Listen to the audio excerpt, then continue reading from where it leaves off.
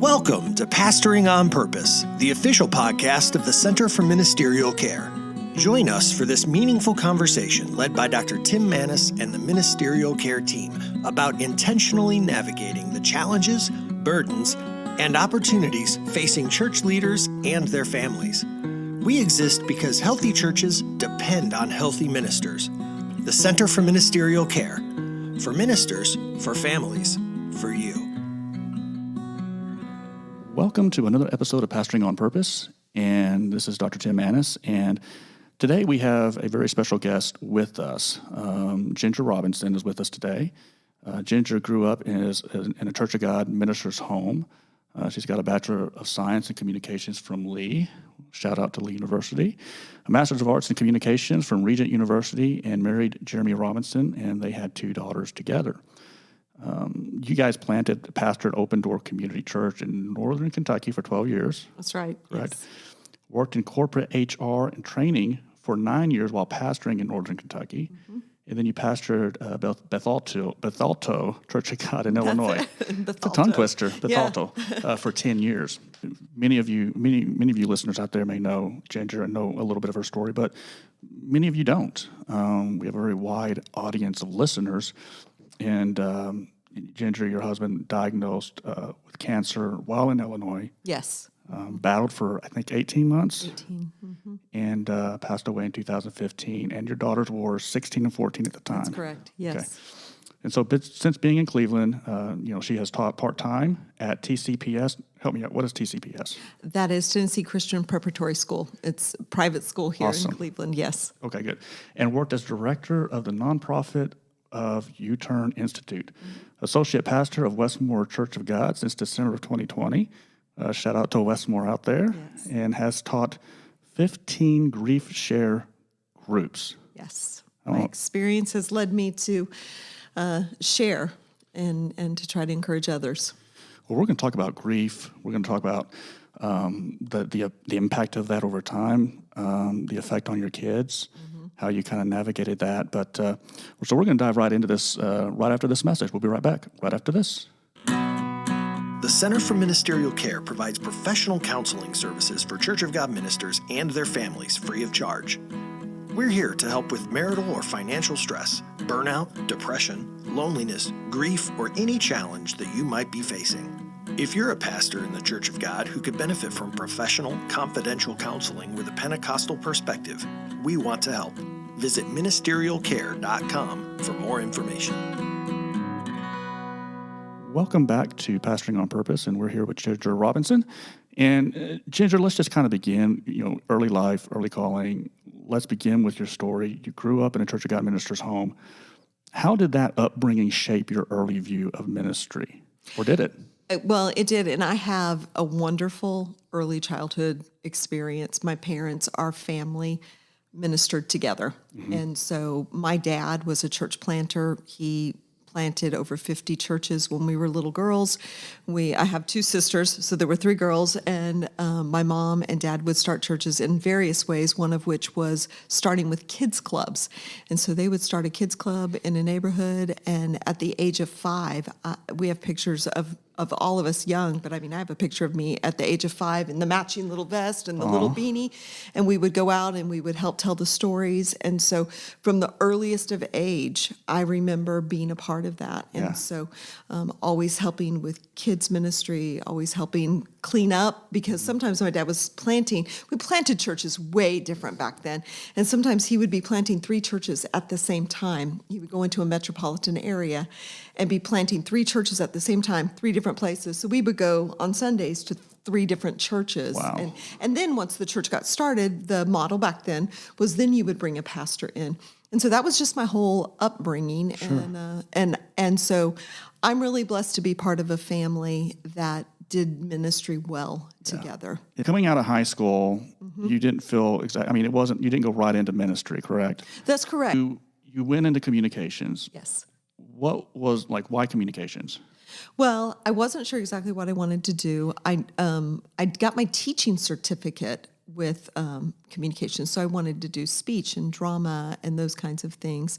I went straight from Lee when I graduated to Regent to do my master's, and I did my master's in interpersonal and organizational communication. I really loved that. I found that to be super interesting and fascinating. I had already begun to date Jeremy, and so we actually dated for a long time through college and through my master's program and his master's program. So I felt like I would be in ministry. I just didn't know how all that was going to kind of shake out and work out. So after I graduated from Regent with my master's, I was able to go teach at Alcorn State University. Okay. Went down to Mississippi, taught at Alcorn State University there, speech, and did the drama program down there for a year. Ended up getting engaged after that year, came back to Cleveland, did some adjunct at Lee, worked at the international headquarters, and then we got married. And then we went and planted a church in northern Kentucky straight after we getting married. Did you meet each other at Regent? No, we met at Lee. Oh, that's Lee. Okay, that's right. Yeah, so we dated off and on at Lee, and then I went to Regent. And, Gotcha. Gotcha. And then and he went to the seminary while I was at Regent. Okay. And so you guys get married. Yep. First tell us a little bit about Jeremy. Yeah, Right. he was an amazing man. He started preaching at a very young age.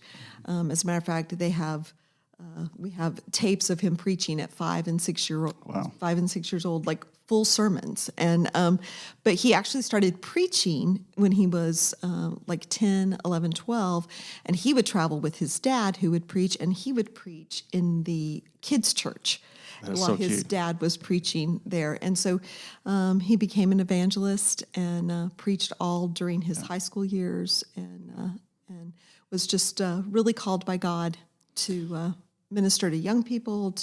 He had a real breadth of knowledge for organization and had a real appreciation for the church, but also had a real desire to see it move forward too. So we went to Northern Kentucky, Florence. If you've ever driven towards Cincinnati, there's a big thing that says Florence, y'all. Yes, absolutely. One of my favorite signs. That's it. Yeah. So we planted a church right there.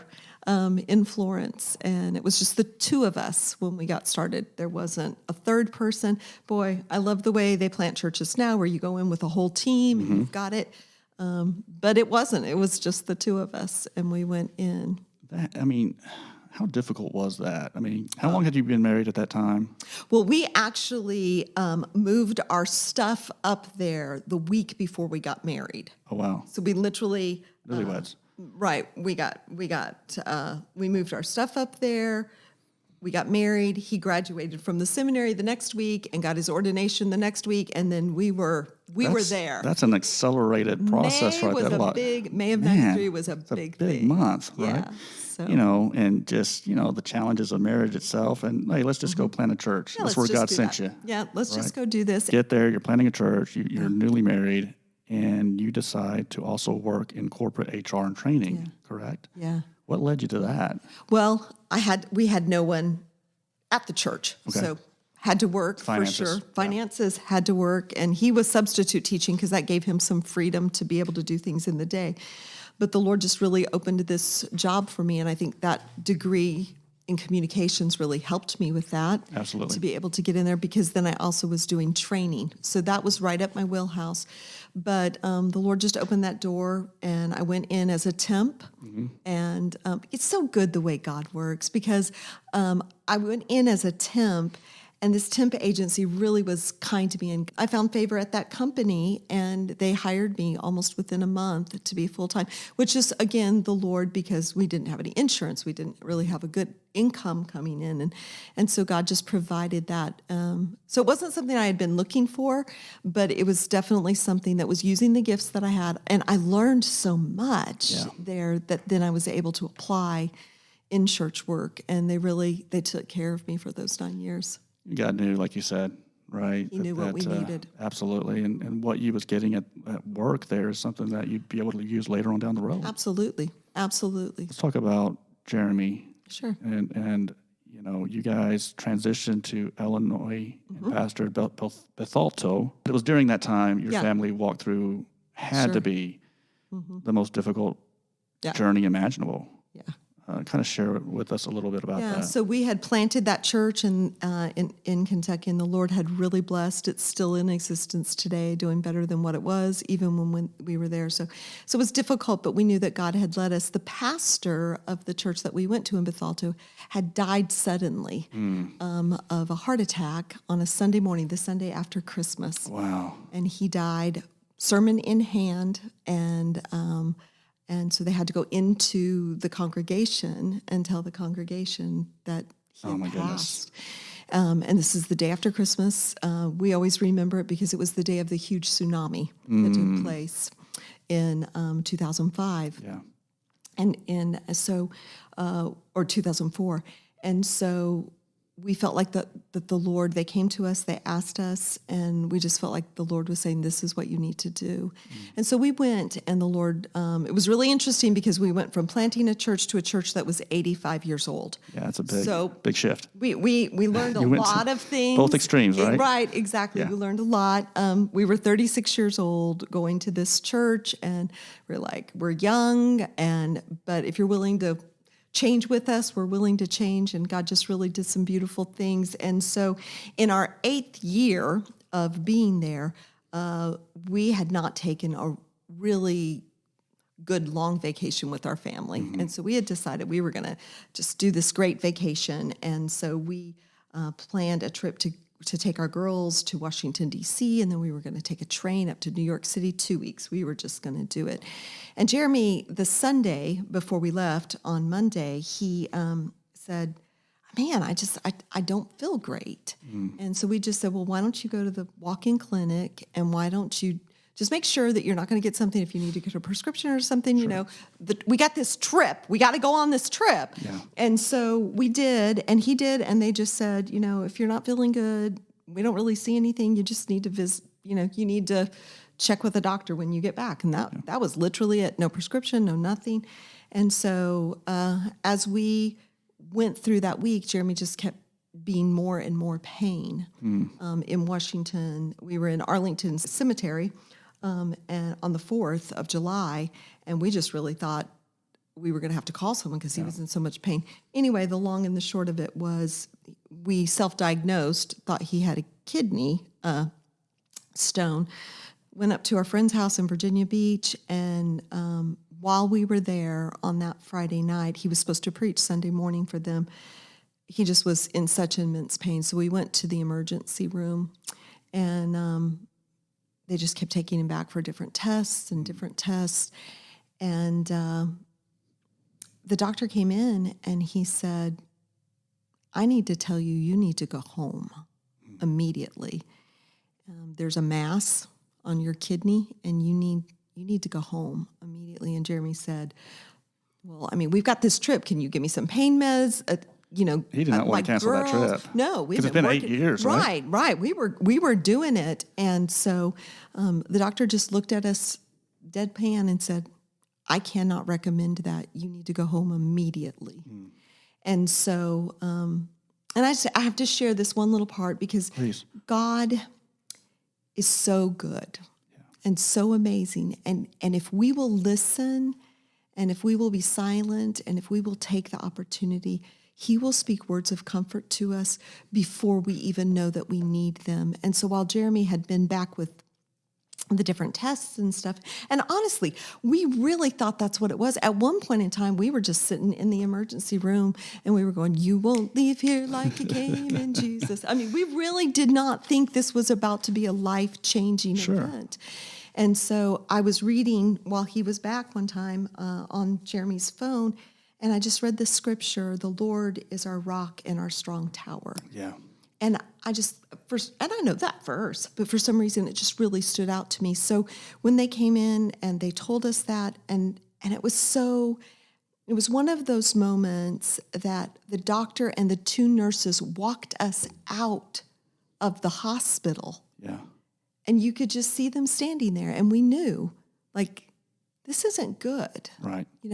We got in the car to go back and get our girls, and he took my hand, and he started to pray, and the way he began was, Lord, you are our rock and our strong tower. Yeah. And when that happened, I knew that the Lord knew that we were about to go through something, but that he let me know that he was aware of it ahead of time. And Jeremy didn't even know that I had read that verse. Yeah. And then when I told Jeremy, it was just that confirmation. Long story short, because it could be, we ended up flying home, and Bethalto was outside of St. Louis, and there's amazing hospitals in St. Louis. So we were just going to fly into St. Louis undercover, not tell anybody at the church. We got to get a hotel, let the girls get, we've saved all this money from New York, so let them get room service, and we were going to let them swim in the pool and all that. But when we got on the train from the airport to go downtown, Jeremy collapsed in my lap. Eyes rolled back in his head. My girl's standing there, watching this. Just seeing all of this take place to their dad. All of it take place. Just very traumatic experience. The train starts going. I have one daughter a funny story that had happened, but anyway, we had gotten separated, and she was on one end of that train car, and the other one was on the other end of the train car. One just stood frozen because she didn't know what to do, and people were cussing at her, get out of the way, because we had all these suitcases for 2 weeks worth of stuff. Yeah. And he just collapsed. And anyway, the train stopped there at the place where we needed to get off. But as God does, there was a med student on the train. He called ahead. They had an ambulance waiting for us at that train place where we got off, and we got in. And there's just so many things that God did for us that night. But my girls, with all of our luggage on a Sunday night. This is not part of the plan. This is not part of the plan. Yeah, and ended up, what had happened is he had a massive tumor, and the tumor broke apart when he collapsed, and all 3 pieces had gone through his heart, and one had lodged in each lung, and one was lodged in his heart.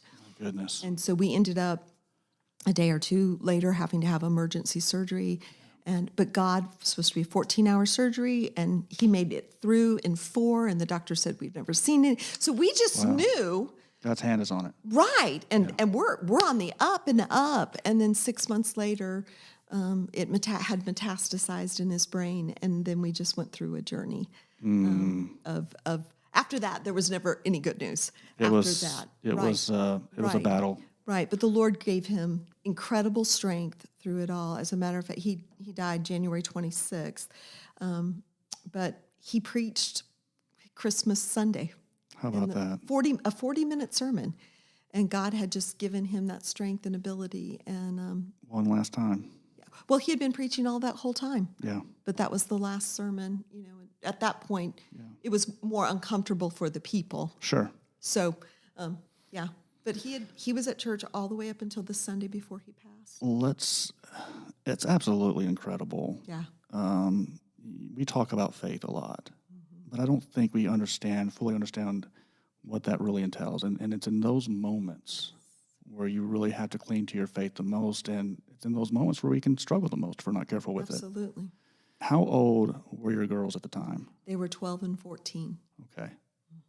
And so kind of share with us a little bit about their journey. I can't imagine just how difficult just sharing the news for it to kind of hit them. And how did you do that? How did you both actually handle that as parents? Yeah. I think about the only time that we weren't fully upfront with them about everything was in Virginia Beach when we said we have to go home. Dad's sick, because we didn't even You didn't know. And so we just said, he's sick. We need to get back home so we can find doctors to help him. After that, we were very honest and upfront about every step of the way. Yeah. We ventured with Cancer Treatment Centers of America. I think now it's called City of Hope. And near the end, when they had someone come in and talk to us about our girls and all of that, and we told them, well, they've known everything along the way. I was absolutely shocked because it was a woman who worked specifically with families with kids, and she said over 90% do not even talk to their kids about it until there is nothing left to do. All along, they say to their kids, it's going to be okay, it's going to be okay, it's going to be okay, it's going to be okay.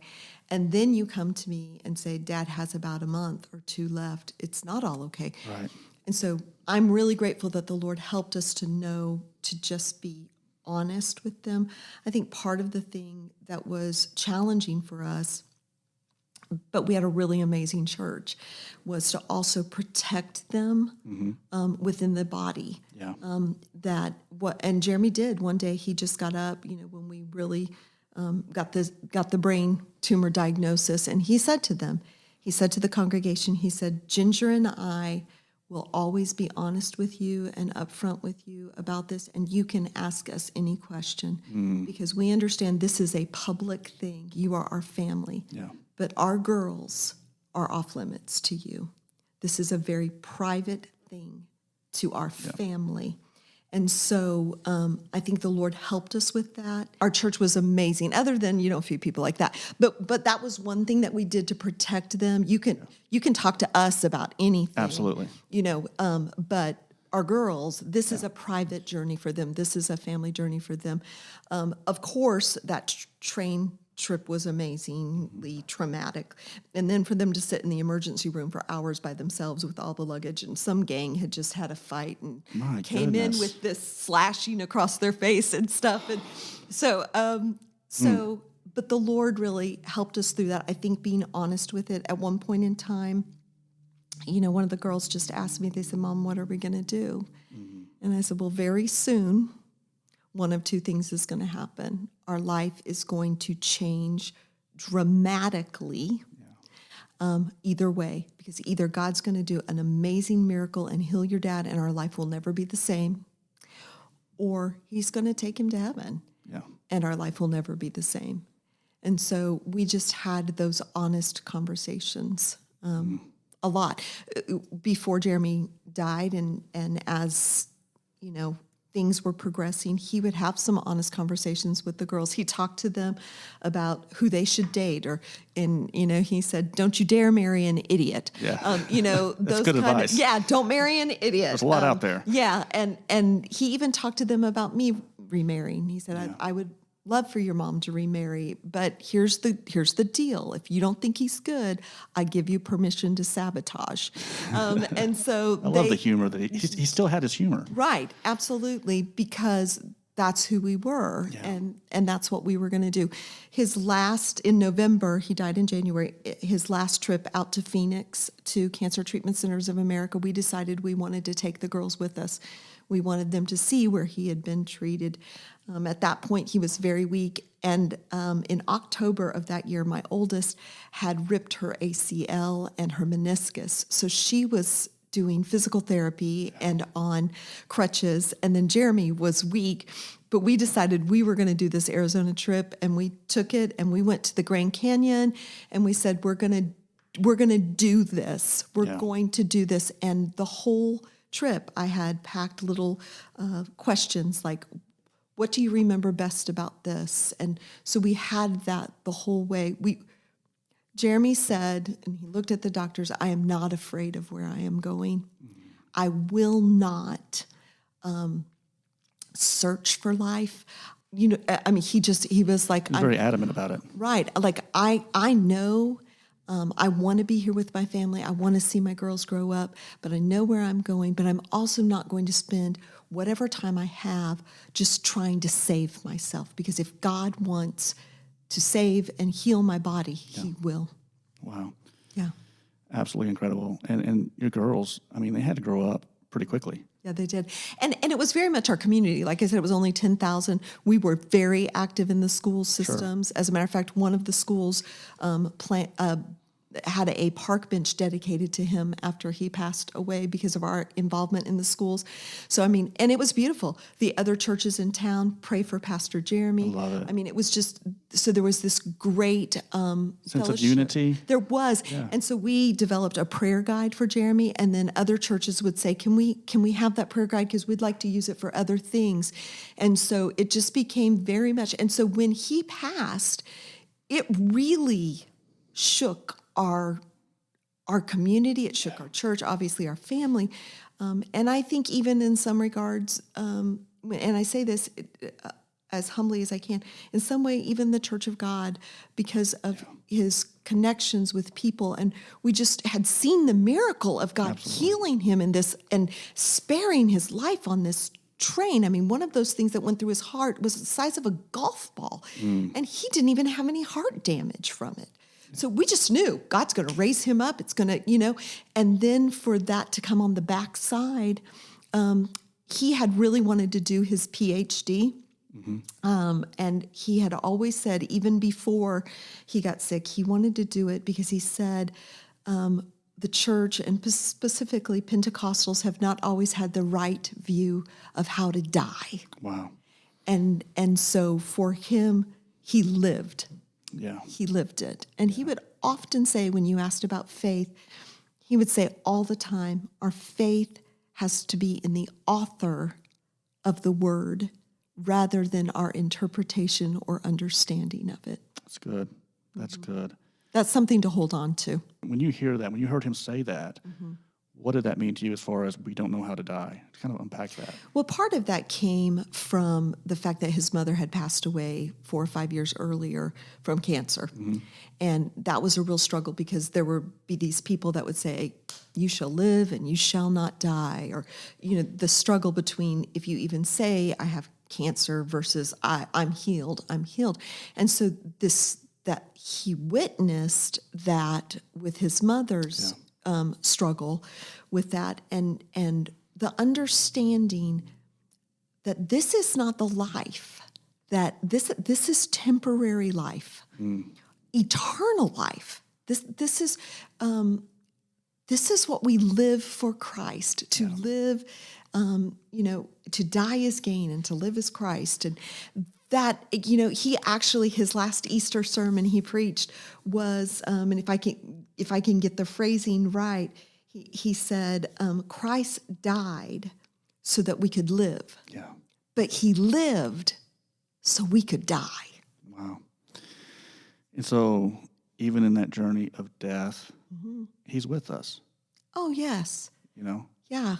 And, it's interesting because now when we look back, and I knew it then, but I know it now so much more, their perspective and their view of that time. Yeah. Madry was, in the middle, a month and a half before Jeremy passed, we had to go through a major surgery with my oldest daughter. And so they both were, one was laying on a couch, one was laying, in the recliner chair. They were both trying to recover from these things. And so, and then my other daughter was trying to just juggle the fact that she really got lost because it wasn't, her dad, her sister, me trying to juggle all of that. And so they all just have a different perspective about that. But truly the Lord was gracious to us in that time period. And, we did our best. They have different perspectives about different things now, but at the time, to try to just keep that communication, to try to keep the understanding that we don't know what's going to happen. Yeah. No, we're going to take a break, and we're going to come back. When we come back, I want to talk about just briefly your journey as far as you've spent your whole life, not your whole life, but the minister's kid, pastor's wife for many of those years, and now your husband goes to be with the Lord, and you're a widow. Yeah. And a lot of times I noticed that, that's where your identity is being a pastor's wife and being connected in that way. And Jeremy was so connected. A lot of people knew him. So, and then I also want to find out, kind of get an update on where you're at today and about the girls as well. So we'll be right back right after this. If you would like to help support the Center for Ministerial Care continue its mission of serving those who so faithfully serve all of us, we encourage you to like us on Facebook, subscribe to this podcast, and share it with others. You can also visit our website at ministerialcare.com and click the donate button to make a contribution that directly benefits our services.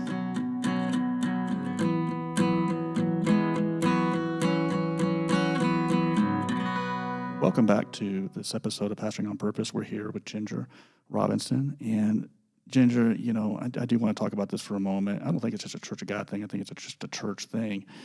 But how difficult was it for you spending a lot of years as a pastor's wife, connected to the Church of God. You know, we're like a family. Yes. You know, in a lot of ways, and now he passes, and was that a big part of your identity, being connected to him, especially with a lot of people that just that's how they knew y'all. Sure. Jeremy and Ginger, right?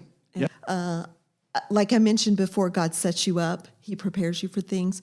Right before Jeremy had gotten sick, I had taught the class So Long in Security to the women of the church. And I had said in that class, if my identity is being married to Jeremy Robinson, I'm in trouble because something could happen to him. If my identity is being a pastor's wife, I really need to check myself. If my identity is being Madry and Mallory's mom. And so I had made that statement 2 months before he got sick. And so, but you're exactly right. We have to really be careful. Our identity gets wrapped up in a position. Absolutely. You know, and for my girls, it was equally. We ended up moving back to Cleveland. He died in January, but I wanted the girls to be able to finish the school year out with their friends. Fortunately, we lived in our own home, so we didn't have to get out of a parsonage, which is not the case for so many individuals. They don't have that option, but we did. And the pastor that followed us was so gracious, and the people were so wonderful, and we helped them with that transition. This was now their second pastor who had passed away back to back, and so to help them with that transition. And so anyway, that's a really big thing. And for my girls, they had only known being pastors' kids. And about a month after he had passed, we were laying in my bed and we were all just, there together. And I said, okay, girls, it's been a month. Like I would make us talk about it. It's been a month. What do you miss the most?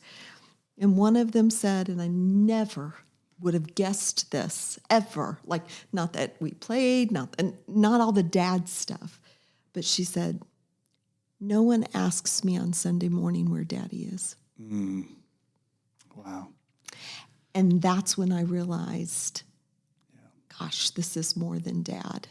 This is who they are too. And then to move to Cleveland and to visit churches for the first time in any of our lives. I never visited a church. This is a completely new experience. How do you find a church? All while you're grieving.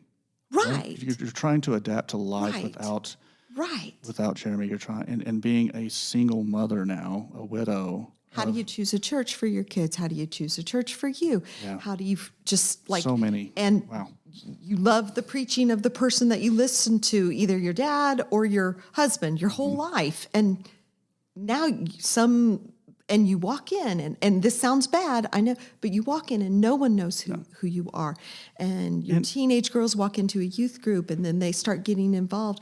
Nobody knows that they led the youth group and now they can't even find a place to serve. Sure. And so that is it really, and then when you put on top of all of that, the community involvement that we had. So even because I was very involved with school stuff and the school board and all of that, even their school. So they literally, everything they knew was just completely gone. I'm glad you said something about that, because we often think about how it affects the spouse, right? The identity of it, how maybe they feel disconnected and how difficult it is. And I don't think we think enough about how our kids are affected by that. That it's not just the spouse where their identity, they're pastors' kids. Yeah. They, like you said, they were leaders in the youth group, and now and no one is going to be as good as their dad or grandpa, right? No. Let's just be honest. No. You could be a great preacher, you're not going to be as good. No. And you're not going to, and this is crazy, but you're no longer going to be used in the illustrations. Oh yeah, and that hurts. Yeah, because it's noticeable to them. Right. When it's been a good experience. Absolutely. Which it was for them. They liked being the preacher's kid. Yeah. They enjoyed, and Jeremy would say all the time, if the Lord called me into ministry, our whole family is called into ministry. So we will do this together. Yeah. And so when that's pulled, then I'm an adult. I understand these things are like life happens. But when you're 14 and 16, incredibly vulnerable anyway, it really is a challenge. Did horrible the first semester that they were here. It was awful. Yeah. It was a horrible. In the second semester, we changed schools because we're not quitters, so we're going to go a whole semester. Sure. But then having to be willing to say that didn't work. Yeah. Let's regroup. Regroup, and I'm not going to make you do it. Let's figure this out. I love that you're able to do that though, and be very adaptable, because sometimes we just stick to it out of own. We're going to stick through this. You know, we're going to figure it out. Yeah. You know? Now they think we stuck a little too long. I mean, probably but, in their mind, I'm sure. But still, that we're gonna do this. Yeah. Yeah. Let's fast forward. Sure. Now, with what you're doing today, okay. What did you learn about, as far as when, because this is something we see it in counseling, we see it in spirit care quite a bit, of one of the minister passing away and the other one just feeling like, I don't belong now. They're used to, whether it be church services or special events or camp meeting or state events, they're used to going together, and there's memories associated with that, and they may go out with another couple that they've become really fond to, and now it's just one person. Yeah. Was that something that was difficult? Yeah, it's been a challenge, and I would, at times it can still be a challenge. Sure. It depends upon the occasion, the event. At times it still can be difficult. I think for something the Lord has taught me, let me just put it that way. I believe that when I was a little girl with that little vest and that little beanie on my head, that God was calling me to be a teacher. And so when I was a pastor's wife, I was teaching, and we make the mistake that my calling is to be the pastor's wife.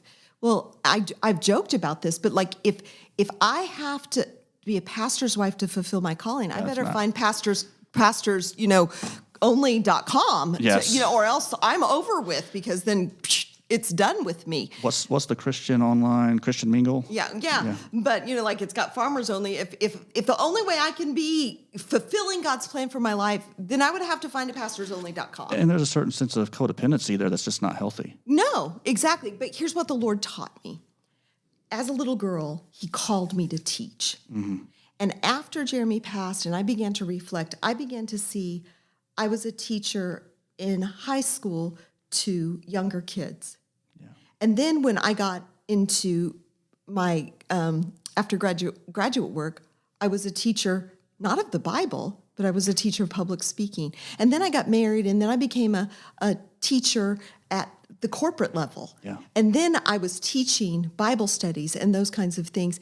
And what the Lord showed me is the position of pastor's wife was not your calling. The position was teaching. So how are you going to fulfill the calling that I have on your life, no matter what position you are in? And I think what happens with the identity of some is that we put it in the pastor's wife and we forget, and I tell different women that I speak to all the time, you are still called. And you're so much more than just a pastor's wife. You are. That is just a position. Right. Now, I loved it. I loved Absolutely. That position, and I felt called to it while that was happening. But the true calling, the gifts, Absolutely. shall we say, the gift in my life was teaching. And it's my choice whether or not I'm going to continue. What we have to do is sometimes dig through the pastor's wife and all of that to go back to find, what is my gift? Yeah. What from before I was born, when you called me, what was the gift? And how do I develop that to be what you want me to be now? Because you are not finished with me, because if you were finished with me, I would not be here.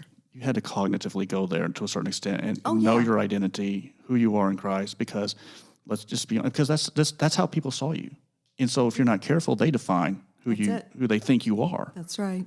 And that can be a lot of different things depending upon the person, how they view it. Yeah. And so you kind of have an identity crisis then. And so you said, I'm going to have control of this. Yeah. Right?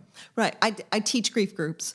And one of the things I say is you have to learn how to manage your grief so your grief doesn't manage you. Wow. So true. That's so true. Because if not, everything will be about grief. You have to learn to manage your grief so your grief doesn't manage you. Absolutely. And the thing is, if you let grief manage you, that's a lifelong experience. Oh, yeah. And now we have to grieve. Yes. And you can't skip the grieving. You got Part of the process. You got to do it. It's hard work plus God plus time. Those three things. You have to go through grief, You do.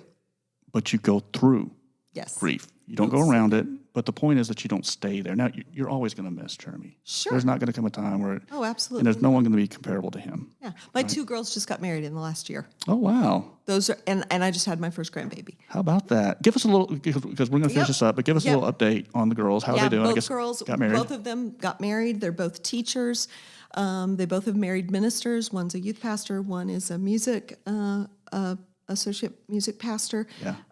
And they've had their moments. Sure. We've had our moments. It's not always been sailing, but God is faithful. They're serving Him, which is my greatest desire. We could be in a very, very, very different place today, and I know that. Did and you- I'm did eternally they- grateful for it? Did they get any counseling?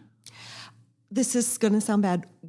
We attempted one time. Okay. It was a very, very bad experience. Absolutely. Yeah. That happens.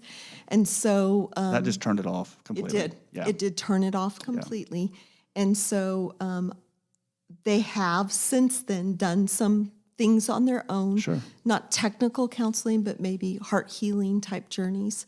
And so, And I don't think it's bad at all, to be honest with you. Everyone's journey is different. And, that first impression, Yeah. I don't blame them for not wanting to go back. yeah. And I'm grateful and really thankful and grateful for where God has me serving now, and just never dreamt that in my mind. Associate pastor of Westport, never thought I would be back in full-time ministry. Leading a grief share Leading group. grief shares. I've done 15 groups now, Wow. probably over 150 people. It's amazing.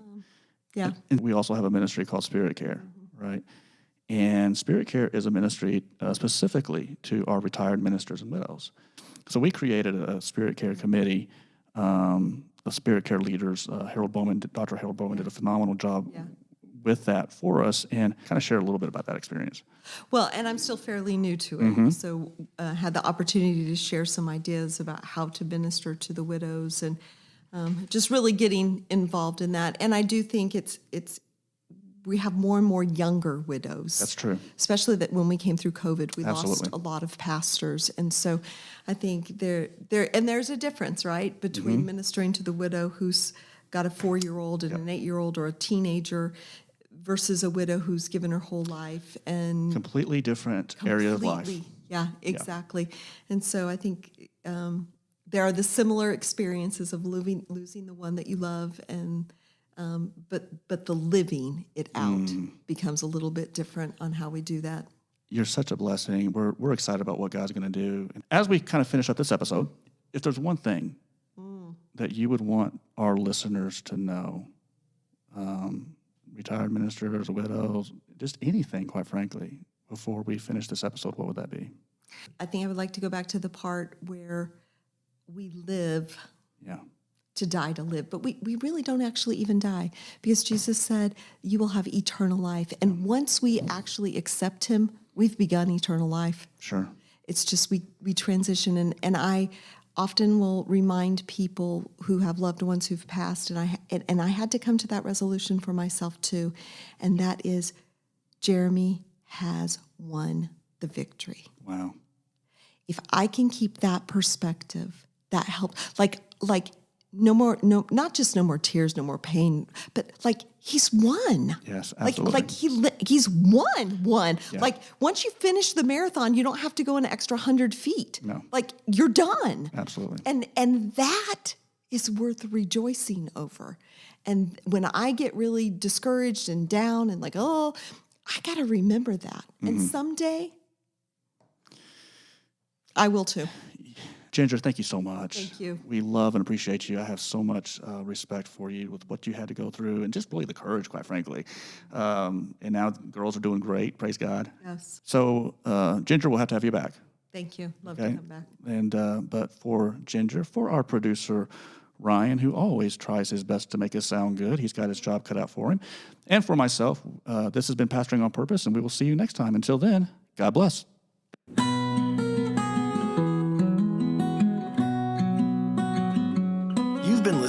Pastoring on Purpose, the official podcast of the Center for Ministerial Care. Join us next time as we continue our purposeful progress to becoming better pastors and better people.